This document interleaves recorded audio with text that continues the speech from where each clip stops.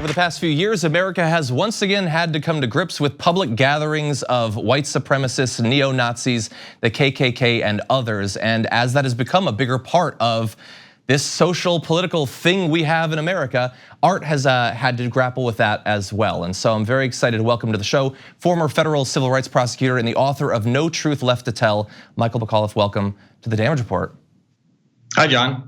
Very glad to have you here. So we don't often have authors of fictional works on the show, but there's fairly obvious thematic and specific topical ties in your book to what we're experiencing. So, but first off, can you give just a brief idea of what the book is all about?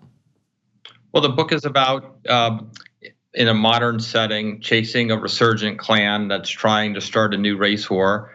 And a federal civil rights prosecutor from DC joins an FBI agent, and they try to solve a series of hate crimes, and they have to battle each other, their own stereotypes of the South, in order to stop the violence from escalating. Okay, and importantly, this is about the KKK back in just the 1990s. This is not going all the way back to the 30s, 40s, 50s, or 60s. What made you want to set it in that particular time period? Well, I actually was a young federal civil rights prosecutor in the early 90s and did have occasion to chase the Klan in the South during that time. I thought it was recent enough that it's in our current memory, but not today, not contemporaneous. I wanted it to be a little bit of distance from our contemporary discussions, but still relevant in terms of time frame. And we happen to notice that in the book summary, it's described as a timely legal thriller. Now, obviously, it's set back in the 90s, but as you allude to there, this is something that we're talking about.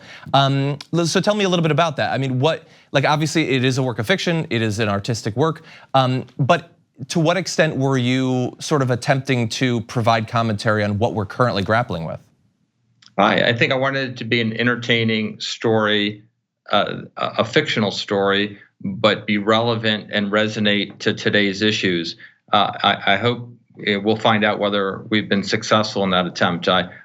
Race and power, police misconduct, our notions of criminal justice, truth, how we exact confessions from subjects, folks that we all agree, people who committed crimes, but there are rules regarding how you hold them accountable. And so all those are the underlying themes of the novel. And I think they're as relevant today as they were 10 years ago, 50 years ago. And I can imagine people coming from a variety of different walks of life tackling this sort of material. You come at it from, as you alluded to, you had a version of this life yourself back in the 90s. You are a former federal civil rights prosecutor. So what do you think that brings to the book? I hope some authenticity. I hope some insight in terms of the people that you meet, the issues that you grapple with when you go.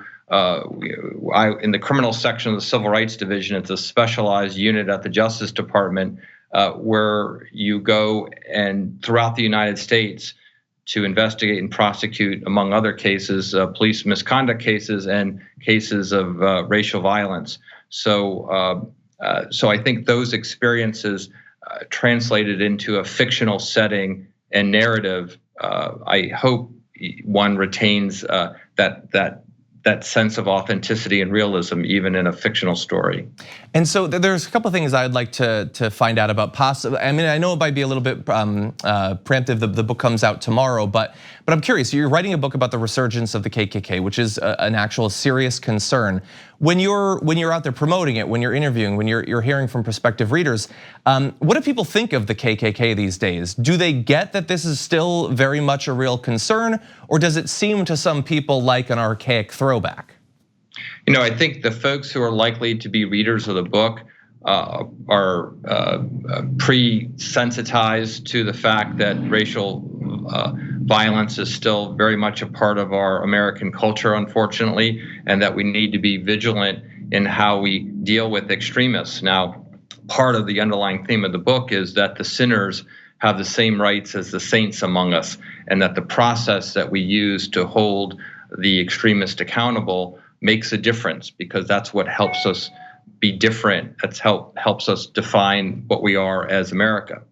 And I guess a similar sort of area I've noticed over the past few years, artistic works that dabble in this area, that provide commentary on the sort of rise of very public white supremacy. I can think of like the Wolfenstein series of video games received a lot of pushback for their negative portrayal of Nazis.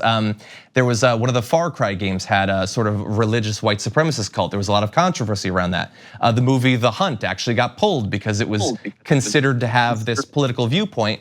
Did you have, as you were working on this, did you have any sort of fears that there might be a sensitivity on the part of the publisher possibly, that you might offend people by portraying the KKK and all of that? I really didn't. We'll see. You'll see if there's any pushback from an unexpected quarter. I don't portray the Klan in any way as positively. I do portray the Constitution and the protections and the criminal justice system that doesn't distinguish between favorable and unfavorable, sympathetic and unsympathetic. That's not to say, and the book is all about how you do actually hold extremists accountable when they cross the line and hurt other people. But we have these set of rules, both in the Constitution and in our criminal justice system, that we do it fairly and that we respect the rights of everyone, even when it's really difficult to do that, and even when it comes at a cost. Yeah, and for all the reasons that you've alluded to, it's obviously a very timely topic that our country's dealing with right now. Michael McAuliffe, thank you for joining us. The book is No Truth Left to Tell, and it's available tomorrow. We really appreciate you joining us on the show today. Thank you, John. Thank you.